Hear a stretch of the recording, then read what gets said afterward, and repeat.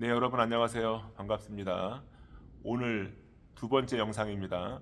제가 첫 번째 영상에서는 어, 목수나 목수팀을 섭외하는 방법을 알려드렸고, 그에 대해서 조금 더 설명을 드리자면 목재상 또는 목재소 또는 목공소 또는 공예사에서 소개를 받는 방법이 제일 좋은 방법인데, 그 중에 혹시 몰라서 건재상이라든지 철물점이라든지 이런 곳은 좀 그 다음 차선책으로 좀 밀어두시고, 자, 여기서 여러분께 제가 주의할 걸 하나를 알려드리면, 시중에 많이 있는, 그러니까 목공소 공예사들이 대거 없어지면서 새로 생겨난 것들이 DIY 원목 가구, 뭐 목공방 이런 류들입니다.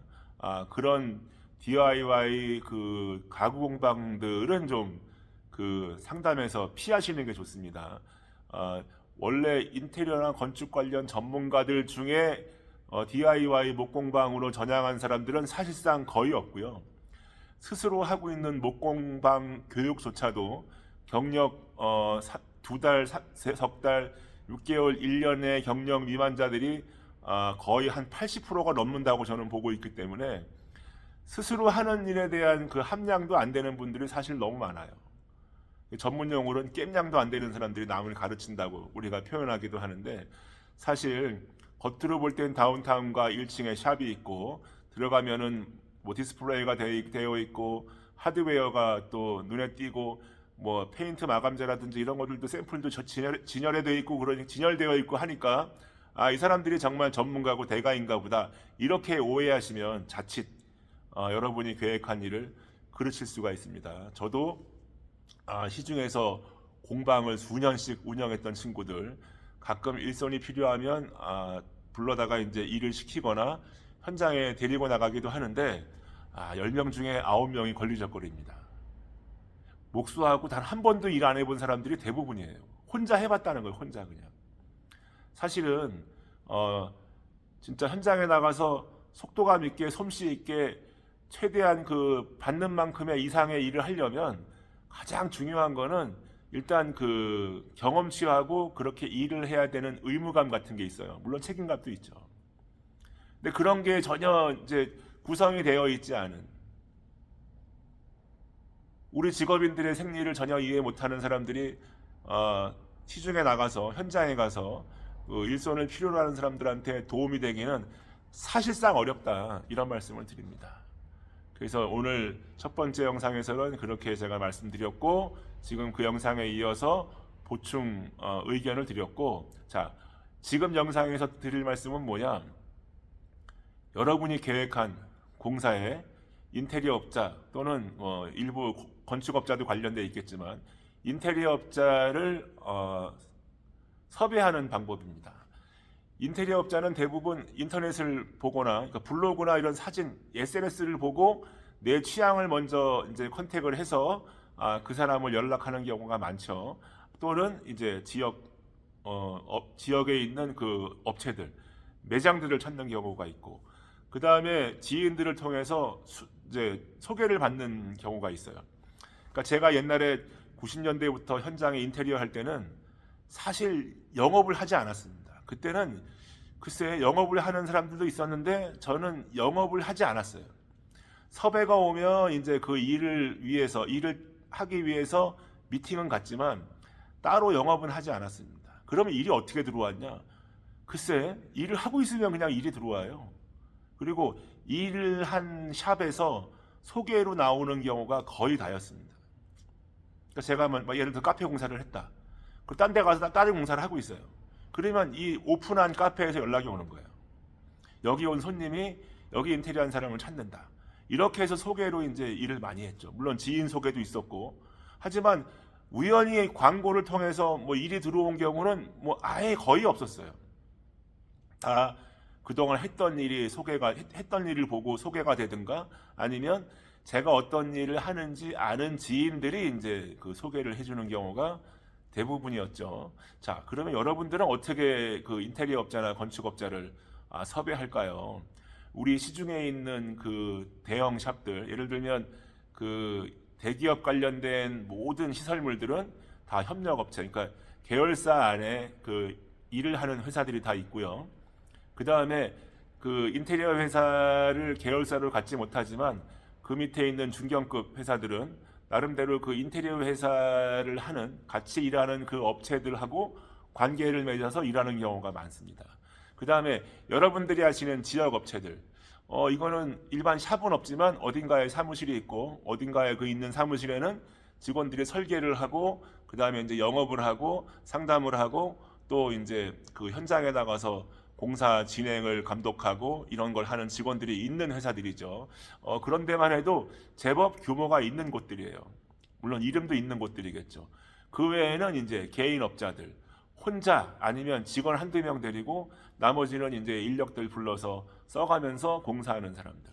그 다음에 그 사무실 없이 프리랜서로 일하는 디자이너들도 많습니다. 대부분 젊은 친구들이죠.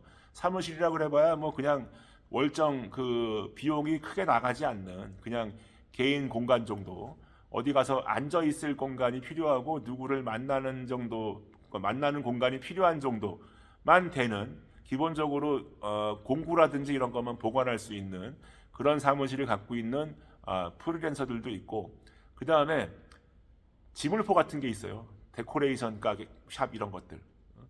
우리 용어로는 그냥 지물포라 그러죠. 몰딩하고 벽지하고 필름하고 이런 거 하는 데들.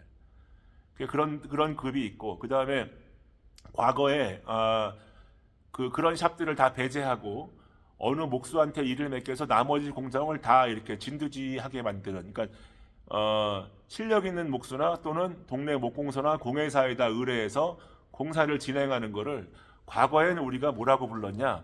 그런 거는 인테리어라고 안 하고 목테리어라고 부르잖아요. 목테리어. 그러니까 목수들이 하는 인테리어. 물론 눈으로 보면 알아요. 목수들이 하는 인테리어는 그 목수들만의 그 관점과 한계가 있기 때문에, 스타일이 있기 때문에 목테리어는 목테리어대로 장점이 있지만 그게 이제 표가 나는 경우죠. 물론 인테리어 디자인 전문가들이 목테리어라고 부르는 거는 인테리어급이 안 된다고 약간 깎아내리는 용어와도 같은 겁니다. 물론 저는 이제 그 전에 모든 일을 해봤고 지금 뭐 제가 얘기하는 목테리어도 지금 제가 하고 있지만 이게 장단점이 있는 거예요. 그래서 여러분들이 조그만 샵을 할 때 또는 큰 샵을 하거나 샵이 아닌 기타 등등 뭐 사무실이나 식당이나 이런 걸 할 때 기본적으로 업종과 규모와 인테리어 비용, 예상 금액, 그리고 공사 기간 이런 것들을 어느 정도 이제 충분히 가지고 이제 섭외를 하는 게 좋겠죠. 그래서 목공소나 공회사 같은 목테리어 쪽에 맡길 건지 아니면 데코레이션 샵, 그러니까 지물포에다 맡길 건지 프리랜서에게 맡길 건지 또는 인테리어 전문 그 팀한테 맡길 건지 이런 것들, 아니면 좀 더 나는 좀 마진을 좀 많이 주더라도 회사에다 맡겨야 되겠다. 그래야 좀 나중에 사후 관리 또는 AS에 대한 보장을 받지 않겠냐.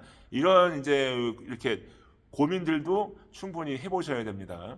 그래서 그 우리가 사실은 목테리어보다 더 등급 낮은 거를 보자면 사실 동네 지물포인데, 글쎄 과거에는 동네 지물포들이 뭐 벽지 바르고 뭐 이런 거 말고는 별로 안 했는데 요즘은 뭐 몰딩도 하고 페인트도 하고 필름도 하고 본인들이 온갖 인테리어를 다 해요. 그래서 견적을 넣고 각각 분야별로 마진을 봅니다. 뭐 전기공사에서 얼마 마진 보고, 도배에서 얼마 마진 보고, 도장에서 얼마 마진 보고, 그 다음에 수전, 뭐 화장실, 뭐 변기, 배관 이런 거에서 마진 보고, 그 다음에 수장, 바닥재 뭐 이런 거에서 마진 보고, 뭐 이것저것 해서 다 이제 자기의 마진을 갖죠. 그러면 그들은 뭐 스스로 일을 하냐? 사실은 일을 하지 않죠. 일당으로 붙이든지 도급으로 붙이든지, 그러니까 날일로 붙이든지 대마로 일을 붙여놓고 본인들은 이제 그 전체 공정을 책임지고 관리하는 조건에 일부 이제 마진을 갖는 것입니다. 물론 이제 당연히 그들의 그들의 이유는 일을 맡기는 우리가 어느 정도 이해관계 선상에서 보장하는 거는 이제 당연하겠죠. 그러면 이제 이 정도 선이 되면 여러분들이 크고 작은 일을 할 때 어떻게 해서 인테리어 업자들을 이제 섭외할 거냐, 이런 것들 대충 이제 서서히 감을 잡아 나가실 수 있을 거예요. 그래서 저는 개인적으로 프리랜서 하는 젊은 친구들한테도 일을 많이 이제 기회를 많이 줘야 된다고 생각하고 과거에 저도 선후배들로부터 또는 지인들로부터 그리고 먼저 일했던 샵이 이제 오픈을 하면 거기서 이제 소개로 나오는 일들이 상당히 많았습니다. 과거에는 전혀 영업을 하지 않았는데 제가 어떤 일을 하는지 알고 일을 소개해 주는 사람과 그 다음에 제가 누군지 모르지만 제가 했던 샵에 손님으로 갔다가 그 샵을 보고 그 주인에게 물어봐서 여기 인테리어 한 사람이 누구냐 이렇게 물어봐서 이렇게 소개로 일이 들어오는 경우가 거의 다였어요. 어디 우연히 가다가 일을 주워 가지고 또는 그러니까 명함은 있지만 제가 광고를 하지 않는 저를 우연히 알고 저를 섭외해서 일하는 경우는 거의 없었습니다. 그러면 영업을 안 하는데 어떻게 그렇게 일이 들어올 수 있냐 이런 거 궁금해 하시는 분들이 많을 건데 사실은 글쎄 열심히 하다 보니까 그냥 일이 들어왔던 것 같아요. 낮에는 일하고 밤에는 혹시 미팅이 있으면 하고 낮에 한참 일하는 시간에 나와서 미팅하자 그러면 잘 안 나갑니다. 어디 호텔에서 도면 들고 만나자 그러면 잘 안 갔어요. 왜? 낮에는 일해야 되니까. 그리고 아직 지금 하고 있는 공사가 한 보름 정도 남았다. 그러면 그 상대방에다가 그 일정을 물어봅니다. 빨리 일을 시작해야 되는 거면 못 한다. 그러니까 20일 정도를 기다려야 된다. 15일 끝난다고 바로 갈 수 있는 게 아니에요. 준비도 해야 되니까 한 보름 후에 갈 수 있다. 그러면 기다려주면 일을 해주겠다. 이렇게 이제 일을 했던 것이죠. 그래서 여러분들이 사람을 고를 때는 SNS에 인테리어 전문가들이 공사해 놓은 거 사진만 찍은 거만 가지고 사실 사람을 고르면 안 되는데 우리가 기준점이 없잖아요. 뭘 보고 저 사람이 어떤 사람인 줄 알고 어디서 뭐 하는 사람인 줄 알고 이게 일을 고를 수가 없습니다. 사람을 고르기가 어려우니까 SNS나 블로그나 홈페이지나 요즘에 유튜브도 좀 보는 것 같고 아무튼 뭐 이런 걸 통해서 이제 사람을 고를 수가 있는데 그 많은 사람들 중에 누구를 고를 거냐가 고민되시면 가급적이면 가까운 데 있는 사람을 고르셔야 돼요. 너무 멀면 나중에 뭐 일이 생겨도 이 사람이 오질 않아요. 나는 분명히 저 사람한테 뭘 받아야 될 권리가 있는데 예를 들면 뭐 AS를 받아야 될 것도 있고 아니면 뭐 이렇게 상의해야 될 것도 있고 여러 가지 이제 의제들이 남아 있는데 너무 멀면 오질 않습니다. 그래서 멀리 가면 갈수록 이제 사실은 일을 더 꼼꼼히 해야 되는 그런 또 부담도 있는 거예요. 제가 1800년대 그러니까 고종 임금 때 서울대병원 지금 서울대병원 앞에 대한의원에 있는 시계탑을 복원할 때 제가 참여했었는데요. 거기를 참여하고 거기에 있는 학예사, 이학박사 이런 분들하고 이제 같이 작업을 하면서 그분들은 역시 이게 이론가들이고 박사인데 머리는 조금 많이 배웠지만 잘 모르는 게 120년 전, 130년 전에 영국 사람들이 몇 달 동안 배를 타고 와서 여기서 그 시계를 조립할 때 평상시에 본인들이 갖고 있는 한계점보다 더 극대화로 자재들을 씁니다. 그러니까 신줄을 두들겨서 이렇게 기아를 만들 때도 좀 더 이게 홈이 깊거나 이런 것들. 그러니까 이게 수십 년을 썼을 때 이게 마모가 되는 그런 것까지 계산을 하는 거예요. 혹시라도 문제가 생기면 또 몇 달 동안 배를 타고 와야 되기 때문에 또 몇 달 동안 배를 타고 와서 또 고치고 또 배를 타고 가야 되는 거 아니겠습니까? 그 위험한 여정, 시간이 오래 걸리는 여정들의 부담을 줄이기 위해서 그렇게 노력하고 고민했던 흔적들이 그대로 보입니다. 그렇게 해서 반세기를 넘게 쓴 시계가 고장이 났는데 예를 들면 왜 고장이 났냐? 한쪽의 기아는 신줄을 두드려서 만들었는데 이쪽 기아는 스테인레스인 거예요. 그러니까 이게 물성이 다르니까 처음에는 잘 맞아 돌아가다가 이 물성의 차이로 인해서 또 뻐그러지는 문제가 생긴 것이죠. 그러면 왜 장인들이 그때 그렇게 했을까? 여러분 잘 생각해 보십시오. 스테인레스가 신소지였을 거예요. 그 당시에 장인들은 항상 앞서갔습니다. 그래서 좀 더 신소재 쪽으로 결정을 하는데 그 장인들의 사고들이 들어가 있는 거죠. 물론 몇십 년 후에 그렇게 물성이 달라서 뻐그러질 거를 예상 못하진 않았을 겁니다. 그래서 결국은 모두 그렇게 이제 진행되어 왔던 일련의 그 공정들이 또 100년이 지난 지금 이제 겨우 이제 복원이 돼서 일부 이제 공개가 되고 노출이 되어 있는데 저는 그런 과정을 통해서 그런 거를 이제 많이 느끼는 거죠. 그 박사님들이 뭐 그러니까 버니어 캘리퍼스나 마이크로미터 갖다가 그 시계의 부품들 모든 부품들을 분해해 가지고 분해까지는 하진 않지만 어쨌든 그걸 다 계측을 합니다. 이게 몇 밀리고 몇 밀리고 몇 밀리고 다 하는데 도대체 이게 왜 시간이 지나서 쇠가 줄은 건지 다른 건지 이게 다 소수점으로 떨어지는 거예요. 치수들이. 그게 왜 그러냐? 그 당시에 서양은 인치를 썼기 때문입니다. 우리처럼 치, 푼, 리, 밀리미터가 아니라 인치를 쓴 거죠. 피트하고 인치를 썼기 때문에 모든 게 다 소수점으로 떨어지는 겁니다. 예를 들면 뭐 12.7mm 하프 인치, 2분의 1인치. 예를 들면 9.57 이렇게 나가나? 8분의 3인치. 이렇게 다 소수점으로 떨어지는 게 이해가 안 가지만 그 당시에는 다 인치를 썼기 때문에 그게 이제 그렇게 보였던 거예요. 그러니까 박사님들이 보실 때 이해 안 가는 부분은 그렇게 어려웠던 부분들이 아닙니다.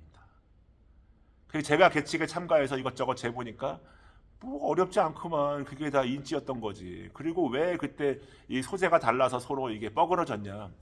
항상 장인들을 앞서갔다는 거예요. 그러니까 그 당시의 시대상의 장인들의 자세나 그 작업 방식을 이해하지 못하고 보면 이거는 그냥 명백한 하자죠.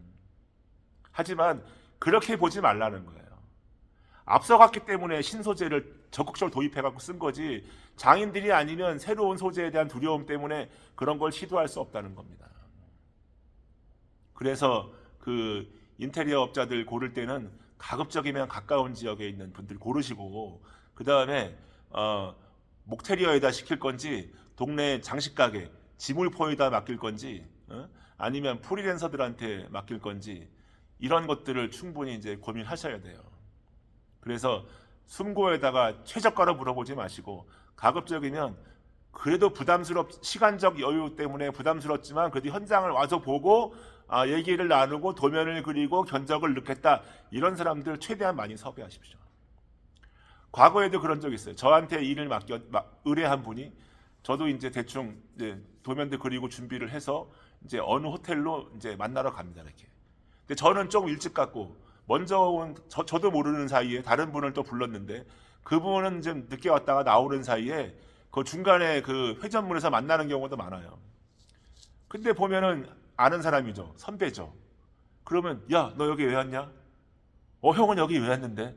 야, 나는 어느 동네 어디 못 때문에 왔어. 형 나도 그건데. 에이씨, 그럼 너 해라. 나 간다. 왜? 형 어디가? 나랑 얘기 좀 하고 가. 차 한잔 마셔. 그러면 아니야, 너 그냥 해. 그거 왜 그러겠습니까? 제가 잘해서 잘나서 경쟁력이 있어서 아니죠. 선배들이 그냥 져주는 거예요. 너 하라고. 물론 뺏어 먹는 선배도 있겠죠. 저 역시도 그랬습니다. 그러니까 그분들은 하루 종일 커피숍에 앉아서 아침에 10시, 11시, 12시, 2시, 3시, 4시에 업자들을 부르는 거예요. 그렇게 해서 최대한 많이 만나서 그 중에 고르는 거고 저는 뭐 이 사람 저 사람 불러다 다 간보는 사람들 공사는 잘 안 했어요. 이 머리 아프거든. 그러면 단가를 내리는 수밖에 없다. 우리는 그렇게 막 그 지물포들이 하는 급의 공사들은 거의 안 했다.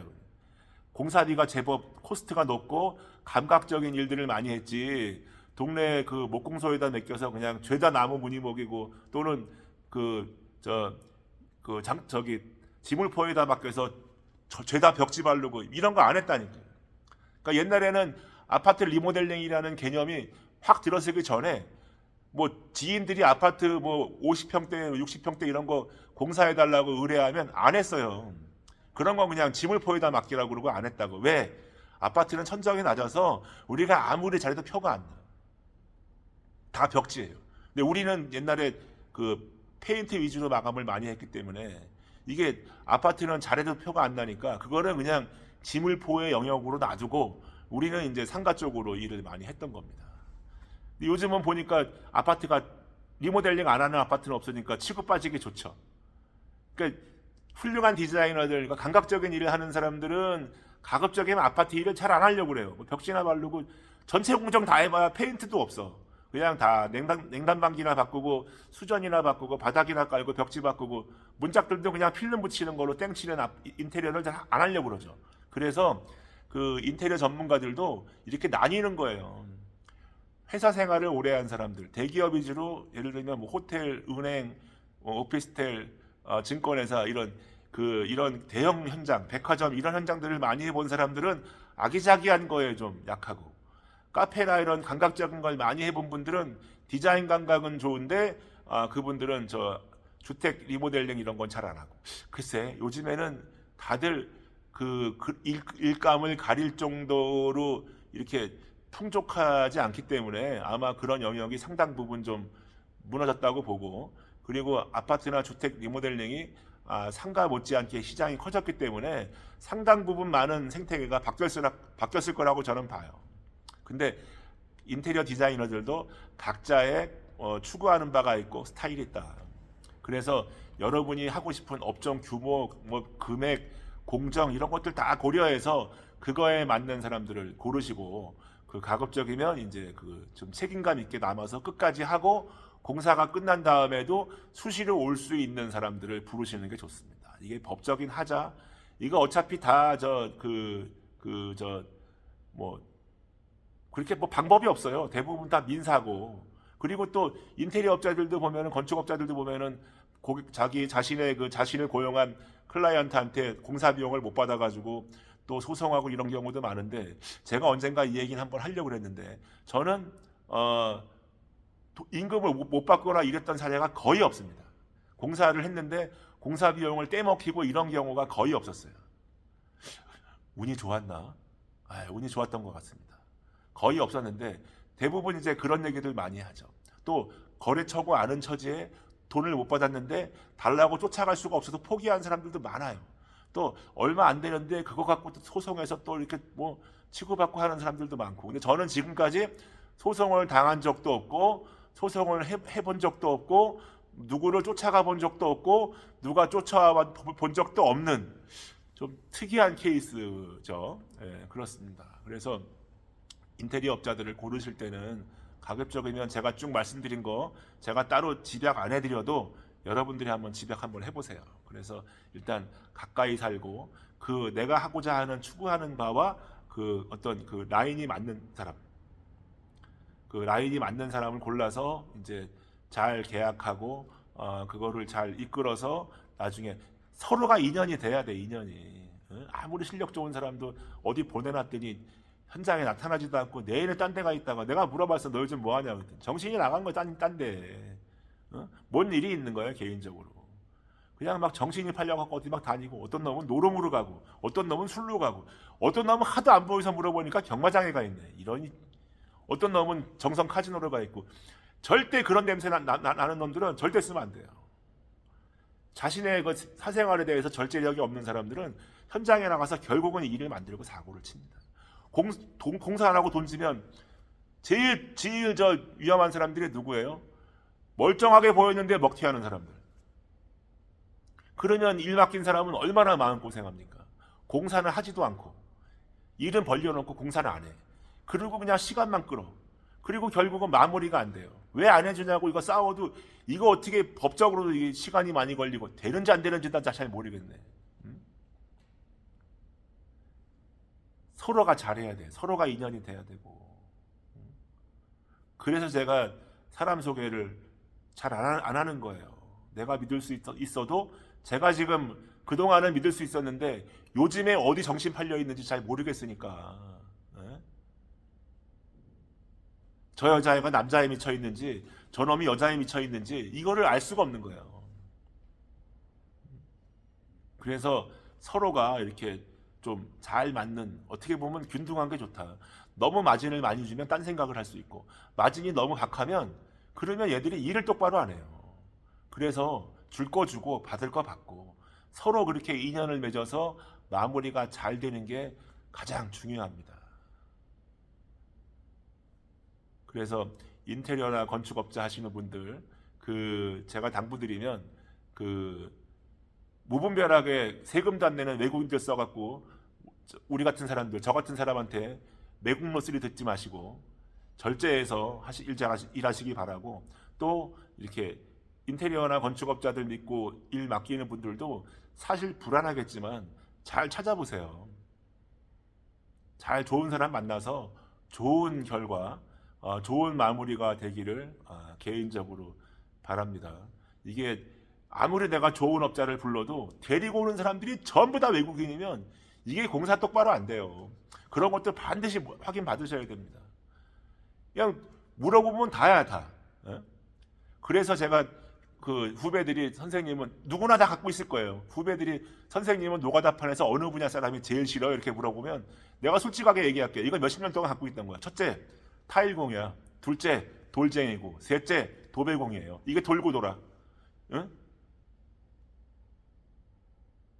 요즘에는 제가 웬만하면 도배공들을 안 만나려고 그래요. 왜 안 만나냐? 왜 안 만나냐? 이게 벽지를 바르고 나면 풀 똑바로 닦고 간 사람이 한 명도 없어요. 아니 본인들이 어디 벽 몰딩이고 벽이고 풀을 묻혀놨으면 닦아야 될 거 아니야. 어? 요즘에 현장마다 집집마다 물이 없어, 뭐가 없어. 옛날에는 막 진짜 물도 사 먹기 전에 얘기, 그때 얘기랑은 지금 시대가 다르지 않습니까? 뭐 어디 실수를 못 닦을 한두 군데가 아니고 다야 다. 나중엔 닦이지도 않아 막 본드 발라가지고 막. 어? 풀에다가 본드를 같이 섞어놔고 막 닦이지도 않아요 아주 그냥. 아무리 뜨거운 물로 그냥 비벼도 닦이지도 않고. 그리고 이 바닥에는 그 카타칼 벽지 찢 자르다가 그 조각난 카타칼 바닥에 막 100개씩 있어 100개씩. 눈에도 잘 안 보여. 그거 다 누가 치울 거냐 이거. 제 현장에 와서 그렇게 하다가 걸리죠. 저는 하라 그래서 그거 당신들이 어지러 놓은 거니까 당신들이 다 치우라 그래. 다 하라 그래. 안 하면요. 저는 딴 사람 시켜갖고 그거 하고 돈 까고 줘요. 니네 법대로 하라 그래 나는 그러면. 그리고 우리나라 사람들 와갖고 도배하고 그러면 내가 그래. 니네가 짱깨냐고. 이 짱깨만도 못한 놈들이라고 내가 막 야단칩니다. 이게. 다 저 나가서 일 끝나고 옷 갈아입고 담배 피고 있어요. 그럼 내가 불러요. 와서 이렇게 보여줘. 그러면 에이 옷 다 갈아입는데 어떻게 내가 또 하냐는 거야. 그럼 가 그러면 내가 할게. 하기 싫으면 그냥 가. 내가 내일 할게. 내가 하고 니네 이거 까고 주면 되지. 제가 그래요. 오야지한테 얘기한다니까. 니네 이거 안 하고 가면 내가 다른 사람 불러갖고 이거 시키고 이 돈 니네 까고 준다는 거야. 아이 그러면 사전에 현장 보양을 다 하고 뭐 이렇게 했어야지. 누굴 위해서? 니네를 위해서? 전체 공정에 그럼 몇 번을 해야 되는데? 도배 하나의 공정을 위해서 그러면 보양을 다 하라고? 말 같은 소리를 하라는 거예요. 니네가 뭔데? 니네가 그렇게 중요한 사람이야? 요즘이나 저 임금이 평준화돼 갖고 그나마 니네 사람 대접받고 돈 많이 받는 거야. 옛날에는 저 목수들 임금의 한 70%밖에 못 받았어요. 요즘은 다 똑같은 것 같아 내가 보니까. 좋아. 나는 니들 차별할 생각 없으니까 똑같이 받는 거에서 오케이 동의해. 그러면 니네들도 목수만큼의 전문가 집단에 대한 이 사고를 가지라는 거예요.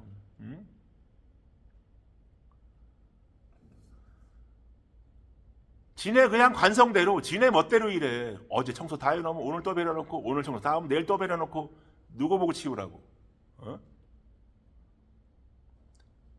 우리가 현장 가서 일하면 문짝을 달 때도 예를 들면 경첩을 박으면 경첩 받고 나온 그 나무 칩들 다 쓸어요.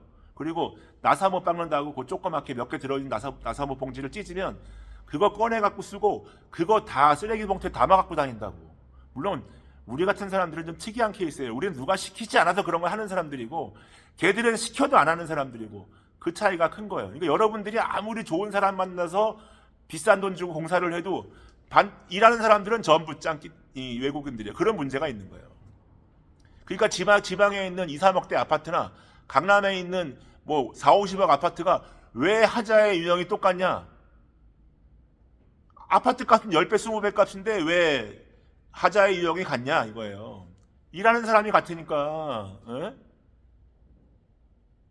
똑같은 사람들이 지방 가서 일하냐 강남 가서 일하냐지 그 사람들의 마인드와 실력은 똑같다고. 그 사람들 부리는 사람도 똑같아요. 옛날에는 우리나라 소장이나 기사나 이런 사람들이 외국인들 통솔 하고 어느 정도는 그게 했어요. 요즘은 그 숫자에 밀려서 기도 못 펴요. 위에서는 빨리빨리 하라고 조지고 얘네들 빨리빨리 하라고 잘하라고 얘기하면 다 반발하고 어차피 시간을 맞춰야 되니까 눈에 보여도 침묵할 수밖에 없다. 그러니까 겉에만 다 막아버리면 안에는 구멍이 뚫려 있든지 뭐 관심이 없는 거예요. 비가 새든지 결로가 생기든지 막 냄새가 나든지 막 곰팡이 냄새 인분 싸가지고 남의 집 지붕에다가 막 올려놓고 그리고 공사 중에 그냥 아무데나 사람 잘 안 다니는 데 가서 벽에다가 그냥 막 소변 보고 이런 게 어제 오늘 일이 아니라 이게 그냥 뭐 뉴스에 나오는 특정한 지역에서만 일어나는 일이 아니라는 거예요.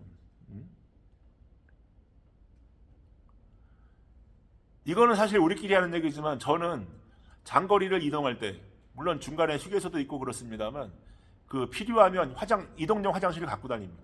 필요하면. 그리고 예를 들어서 어느 현장에 갔는데 화장실이 없어요. 배관이 연결돼 있지 않아 갖고 화장실을 쓸 수가 없어요. 그리고 거리가 멀어. 그러면 우리끼리 그 안에 간이 화장실을 설치를 해요. 그래서 그것만 치우면 되게. 그리고 그거를 그날 다 치웁니다. 그렇게 하는 사람도 저는 우리밖에 못 봤어요. 저하고 일하는 사람들은 다 알아요. 집을 질 때 바닥에 다 세멘트고 흙이니까 담배 피우고 막 버리는데 저는 못 버리게 해. 못 버리게 해. 네 집이면 이렇게 하겠냐는 거야. 아무리 지금 마루가 안 깔려 있다고 그래도 네 집이면 네가 거기다 막 담배 꺼가면서 일하겠냐는 거야. 그렇게 하면 안 된다 이거야. 그래서 그러니까 대접을 못 받는다는 거야. 일회용이라고 사람들한테 일회용으로 취급받고 사람들한테 천한 직업이라고 그렇게 대우를 받는다는 거야. 똑같이 일해도. 근데 일을 제대로 하고 인정받으면 설사 네가 일당 3만 원, 5만 원이 비싸도 아무 말 안 한다 이거예요. 에? 저는 그런 거 안 겪어봤는 줄 아십니까? 밖에서 일했어. 근데 건축주가 아무리 봐도 전화면 비싸. 그렇다고 뭐 특별하게 있는 것도 아니고. 근데 어느 날 가서 제가 일합니다. 문짝을 달았는데 문짝을 틀을 놓고 문짝을 달고 다 했는데 이게 바닥에 난방을 하니까 이렇게 바닥 식기가 이렇게 떠가지고 문짝 밑에가 살짝 닿아요. 그리고 문짝을 빼서 그 밑에를 대패로 깎아요. 그러면 어떤 대패를 쓰냐? 물론 손대패로 해도 되지. 지금 들고 나가야 되니까. 전기 대패를 깎습니다. 애 하나 데리고 가서 좀 붙잡으라 그러고 우마에다 딱 걸쳐놓고 좀 밀어요. 그러면 대패가 뭐냐? 독일제 페스툴에다가 집진기 연결해서 쫙 밀어. 마지막에 영도 커팅해갖고 영도 세팅해갖고 한번 딱 제로 세팅해서 한 번 더 밀어요. 시야계까지 딱 하고 나온다고. 그러면 그런 어떤 기성 문짝에는 밑에 이렇게 문짝이 후직감에 이렇게 못이 박혀 있는 경우가 있어요. 그러면 제가 쓰는 대패날 2가 나갑니다. 그러면 저는 그 비용 청구해요. 그거 비용 2만 원, 4만 원 청구해서 받아. 안 주면 그 집은 다시는 안 가. 왜? 그거는 내 잘못이 아니거든. 아니 일단 꼴랑 받았는데 거기서 2만 원, 4만 원 빼면 뭐 남아요? 당나귀 귀 떼고 거시기 떼면 뭐 남냐고. 그러니까 안 해. 그 집 가서 그냥 그러면 두 말 안고 딱 해주고 나와요. 그 대신 그 집에서는 다시 불러오면 다시는 안 가. 물론 저를 아는 집들은 그렇지 않아요. 근데 어디 후배들이 지어놓은 집에 문짝을 제가 10몇 짝, 20짝을 달아줬는데 다른 사람들이 뭐 예를 들면 100만 원 하겠다는 거 제가 200만 원을 부르니까 건축주가 안 한다 그런 거예요. 그 왔어. 전화가 왔어. 170이 하면 안 되냐고. 안 해. 아니 170이면 돈이 30만 원이면 돈이 옛날 얘기입니다. 안 해. 그러면 그 다음번에 다시 그러면 200만 원 줄 테니까 하라 그래요. 안 해. 왜 안 해? 그 겨우 꼴랑 인건비 주는 거 갖고 여기 간 보고 저기 간 보고 지금 갈까 그러면 이미 맘상해서 안 해. 제가 뭐 삐지거나 그런 사람은 아닌데 어쨌든 안 해. 그럼 어떻게 해야 돼? 그러면 이미 그때는 견적을 싸게 넣은 거고 지금은 내가 생각이 바뀌었으니까 240만 원을 달라 그래요. 싫으면 그냥 안 한다 그래요. 원래 240만 원도 비싼 게 아니야. 상황을 고려해서 내가 잘못 알고 잘못 견적을 넣은 것도 있는데 그 얘기를 해요. 달라고. 근데 이제 마지못해서 이제 일을 시켜. 그러면 가서 싹 일을 해놔. 그러면 이 사람은요 이렇게 가서 이렇게 쓱 보면 입이 이만큼 나와 있어요. 건축주가. 왜? 비싸니까. 그리고 자기가 갑인데 유씨 거꾸로 된 것 같아 느낌에. 당연히 기분 나쁘지. 그러니까 싹 지나가면서 아주 매의 눈으로 봅니다. 혹시라도 쟤네들이 실수하면 큰일 아주 경을 치려고. 글쎄 그렇게 경을 칠 만한 일이 그렇게 안 생겨야 돼. 그러니까 안 생기게 일을 해야 됩니다. 일을 잘해요. 그리고 돈을 딱 손에 받고 나옵니다. 이게 결코 많은 돈이 아니에요. 그냥 우리는 그저 일한 돈을 받은 거예요. 정당하게 일하고 겨우 그 대가, 최소한의 대가를 받은 거예요. 꼴랑 일당 받은 거예요. 나는 그렇게 일당 받아가지고 저 서울에서 멀리서 온 친구 기름값도 한 5만 원 줘야 돼. 그래서 이제 그렇게 끝났어요.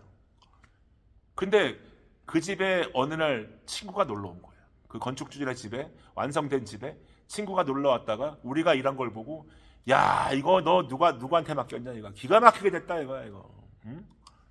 야 이거 누가 했는지 정말 잘했다. 너 사람 잘 불렀다. 이렇게 얘기하면 설사 내가 거기서 100만 원을 더 받았어도 그거 용서가 되는 거예요. 현장에서 일하는 인테리어 분들, 인테리어 업자들, 건축업자들, 그리고 우리 같이 그냥 하루하루 또 가서 일하는 그 수많은 기술자들 잘 들어보세요. 여러분이 갖고 다니는 그 툴이 정갈하고, 그리고 여러분이 설사 가격이 좀 소비자가 볼 땐 비싼 돈을 받았더라도 일 잘 되고 주변에 누가 와갖고 칭찬하면 그거 다 없어지는 거예요. 그러니까 때로는 제가 겁없이 부르라 도 겁없이 부르라 그러는 거야. 어? 돈을 부를 때 주저하지 말라는 거야. 그냥 지르고 나가야 된다는 거야. 이게 대마가 좋은지 날일이 좋은지는 제가 나중에 또 다른 영상에서 얘기할 건데, 때로는 이건 아무도 못하는 일이면 지르고 나가려는 거예요. 집을 졌는데 건축주가 욕심이 나갖고 어디 문짝을 미국에서 수입해 왔어. 방문짝을. 뭐 중문, 뭐 방문짝 크고 작은 거 이런 거를 다 수입했는데, 이 수입한 문짝은 왁구고 문짝이고 다 칠을 해서 갖고 와요. 그러니까 문짝을 달 때 깎으면 안 돼. 대충 맞춰놓고 안 맞으면 막 대패질로 깎아서 맞추면 안 되는 거예요. 아예 왁구고 문짝이고 안 깎게끔 문을 달아야 돼. 그러니까 현장에 일하는 목수들이 그냥 두고 가는 거예요. 우리 못한다고. 그리고 그렇게 좋은 문짝에다가 손잡이는 국산, 중국산 이런 거 달 수 있습니까? 10,000원, 20,000원짜리. 저 튜블러를 달아도 뭐 독일제나 이태리제를 달아야죠. 그런 거는 뭐 하나에 10만 원, 20만 원도 넘어요. 그런 걸 달아야 돼. 어? 그런 걸 달면 그거 누가 달 거예요? 이 키고리 같은 거, 키구멍 같은 거 망치로 때려 박으면 다시는 못 빼는 게 있어요. 방향 잘 봐야 돼. 안 그러면 통째로 버려야 돼요. 그런 것들 갖고서 이제 문짝을 달아야 되는 거예요. 그러면 경장 목구조 한 애들, 이런 애들, 뭐 또는 인테리어 목수 애들 중에 그 정도까지 일을 해보지 않은 애들은 그냥 만지작거리다 그냥 두고 가요. 못하니까. 그런 걸 우리한테 연락 오는 거예요.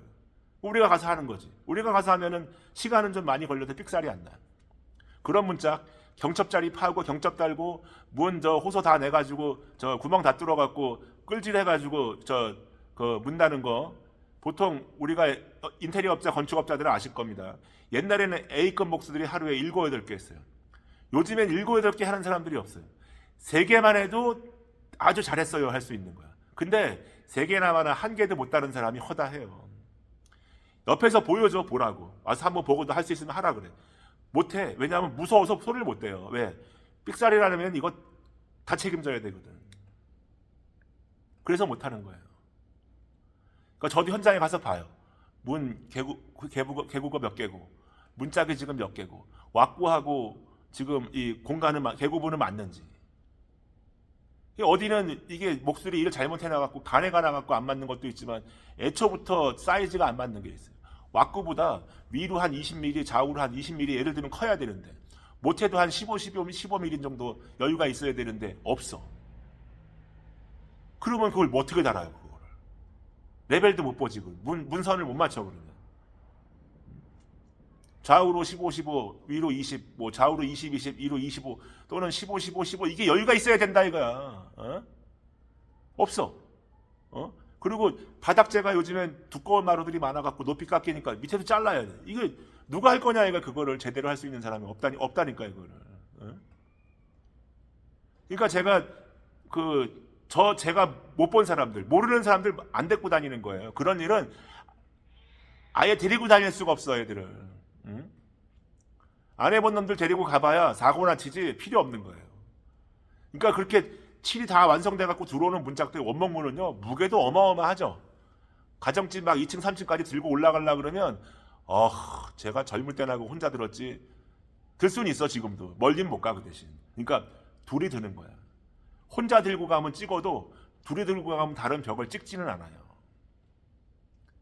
그러니까 내가 작업 방식도 애들 다 가르쳐주고 보여주는 거야. 하나씩 달지 말고 미리 가서 사이즈 재고 다 문짝을 다 그 문 옆에 다 갖다 놔야 돼. 방향에 맞게. 그리고 테이프 붙여가지고 번호 써놓고 그 경첩자리 이런 거 다 테이프 붙여갖고 표시하고, 절대 연필로 마킹하면 안 돼요. 마스킹 테이프에다가 붙여서 마킹하고, 그 다음에 왁구는 일괄 조립. 그래서 왁구를 먼저 세워. 문짝을 잘 만드는 것보다 왁구를 잘 세워야 뒤로 가서 문제가 안 생겨요. 왁구를 잘못 세우면 이게 문짝 달 때 깎아야 돼. 그 왁구 세울 때 인테리어 하는 목수 애들 레벨기 갖다 놓고 이렇게 보면 되는잖아. 물론 레벨기 봐야지. 근데 레벨기만 믿으면 안 돼요. 항상 문짝을 넣어봐야 돼. 어? 그런 거를 안 해본 애들한테 그걸 가르치는 게 얼마나 그 어려운 일인지 아십니까? 그거는 제일 고급 기술에 속해요. 그 계단 문짝 이런 것들은 굉장히 고급 기술에 속하기 때문에 이거를 단순하게 그냥 몇 년 차 애들이 할 수 있는 게 아니에요. 하판 오리고 탁카 치고 이런 사람들이 할 수 있는 분야는 아니에요. 오리지널 다대고 출신들이거나 그들한테 일을 배웠거나 그 일을 수행해 본 사람들만이 할 수 있는 일이라는 거예요. 그러니까 지금 제가 이 영상에서는 여러분이 인테리어 업자들 고르는 법, 인테리어 업자를 섭외하는 법에 대해서도 말씀을 드리면서 이 얘기로 지금 흘렀는데 대단히 중요한 겁니다. 그러니까 일을 안 해봤어도 남이 하는 거를 볼 수 있어야 되고, 내가 남한테 일을 시켜보진 않았지만 옛말에 내가 할 수 있어야, 내가 할 줄 알아야 남들 부린다는 말이 있었어요. 우리는 그거를 이제 인생의 철칙이라고 알고 살았는데, 비록 일반인들이 나는 할 줄 몰라도 남을 볼 줄 아는 눈이 있어야 되는데 그 눈이 없으면 사람을 고르는데 얼마나 애를 먹겠습니까? 그러니까 맨날 분쟁이 생기는 거예요. 마찰이 생기고. 그러니까 뭐 후배들이 뭐 저한테 뭐 어디 일해갖고 어려웠고 힘들었고 이런 얘기해서 좀 위로가 필요하고 격려가 필요하면 제가 해줘. 그래서 제가 애들한테 매일 하는 얘기가 그런 거예요. 진상하고 깐깐한 고객은 다른 거예요. 저는 개인적으로 깐깐한 고객을 좋아해.